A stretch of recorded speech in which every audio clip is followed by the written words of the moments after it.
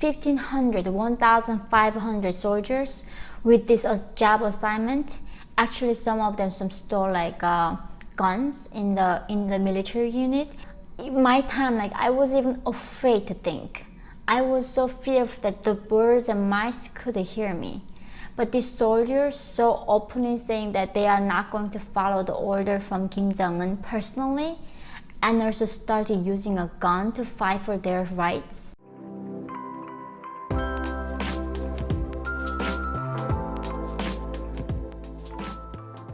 Hi guys! Welcome to my channel.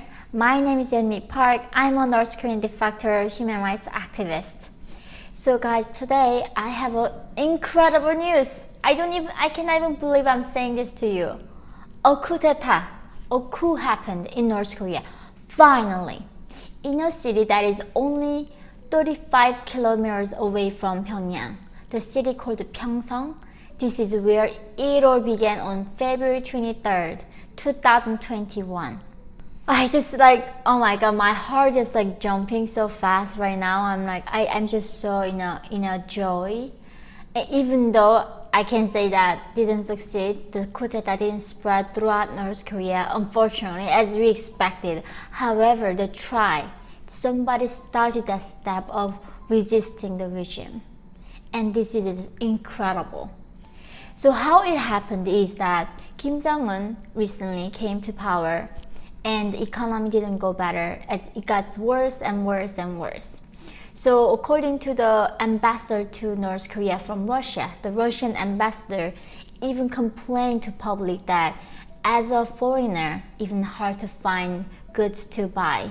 He said I cannot even buy sugar, the basic ingredients when you cook. He said not even mention buy some candies for my children. I couldn't even buy some cooking sugar in the stores. And the stores only designated for the foreigners to go.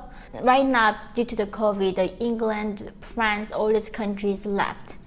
And currently, there is only few embassies still present, from China and Russia and some Southeast Asia.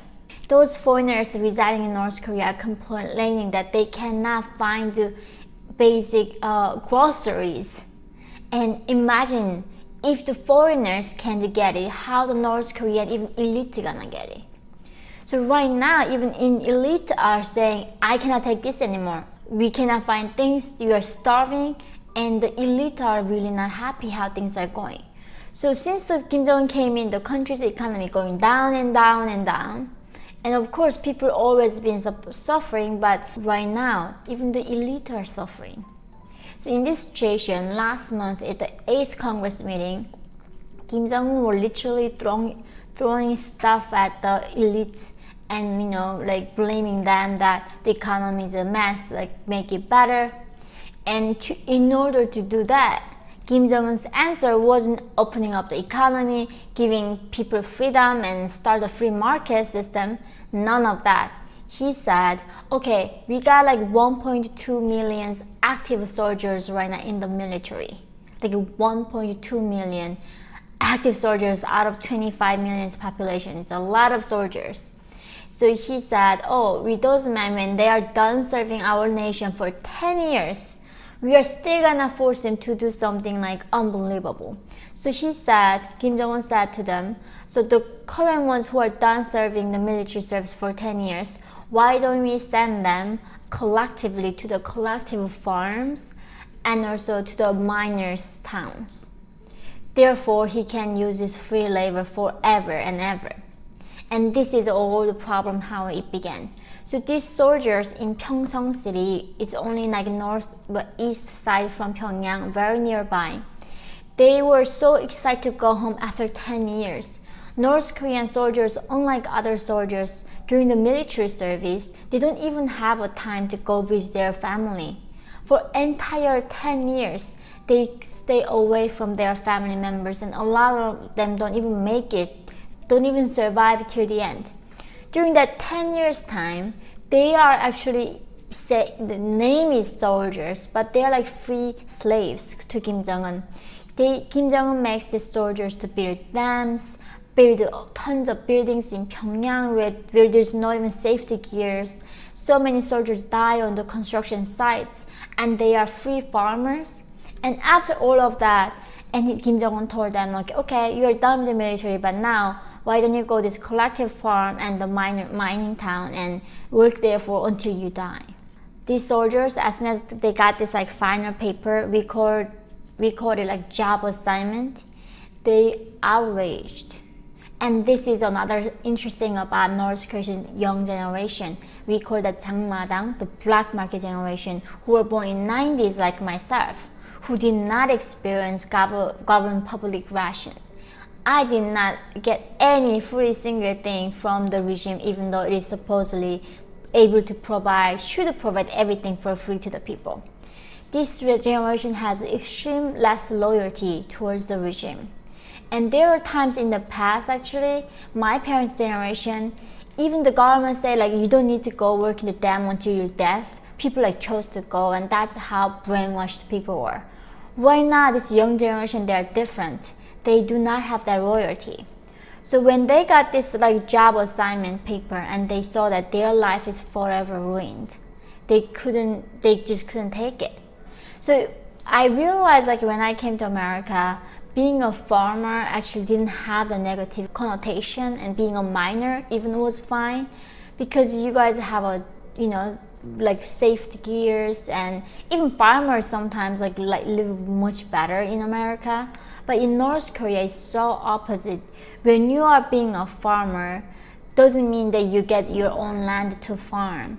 Everything is owned by the regime. So you go to the collective farm. In that collective farm, you farm all year. There's only thing you can get help from is some cows. There's no modern like infrastructure helping people how to farm better. In that situation, you don't even get the final like harvest. The regime gives like to the entire farm who produce these ingredients, give them like 5% to spread. But of course, all the elites take it first, and the farmers who worked all year do not get anything. And therefore, the soldiers who were assigned to go to mining town and the farm, the collective farm, they said no. And then, of course, the officials said, no, what are you saying? You must go. So this like 1,500 soldiers with this job assignment. Actually, some of them stole like guns in the military unit and started shooting.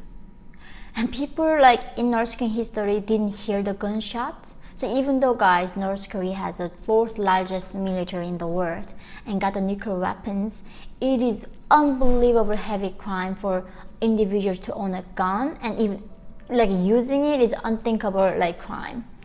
Therefore, like the people in Pyeongchang thought there was a coup d'etat, like huge coup d'etat happened. And even though it was only by the 1,500 soldiers, there was a lot of gunshots where people were able to hear. And then the regime sent 3 trucks with a special force to kill them all and like make sure this resistance doesn't spread to Pyongyang. And of course, with the North Korean regime's power, they were very quickly able to capture them all. And we don't know yet all the soldiers who were like trying to start a coup is gonna be sent to prison camp or gonna be all executed. We just have to wait a bit of result what's gonna happen. However, this is still a just unthinkable act that can happen in North Korean land. People in my time, like I was even afraid to think. I was so fearful that the birds and mice could hear me. But these soldiers so openly saying that they are not going to follow the order from Kim Jong-un personally, and also started using a gun to fight for their rights. And this is just like, nothing, this is such a hopeful act that I saw from my people. To me, it's that ultimately, in order to see a real actual change in North Korea, it has come from within. When the North Korean people decide that it's better to die rather than being as a slave and living under the dictatorship, then they're risking their lives to fight for freedom. I think that's how they can actually achieve a real freedom. So therefore, I know that there will be a tons of price to be faithful, to be free, and that is why freedom is not free. I'm grateful that my people are finally realizing it, that how precious freedom is, and also it's an achievable goal if we started paying the price and fight for it. Even though it wasn't a coup that was able to spread all country and we see a change in North Korea right now, but I think that was a little seed of hope planted in North Koreans' heart. And I am hopeful, and I hope you guys also hear this great news and can pray for my people, for their freedom. Thank you guys for always supporting me, and if you really support what I do, please join my Patreon account. And that, my Patreons, your support really enabled me to carry on with my mission to free my people. Thank you guys for watching, and I'm looking forward to seeing you all next time.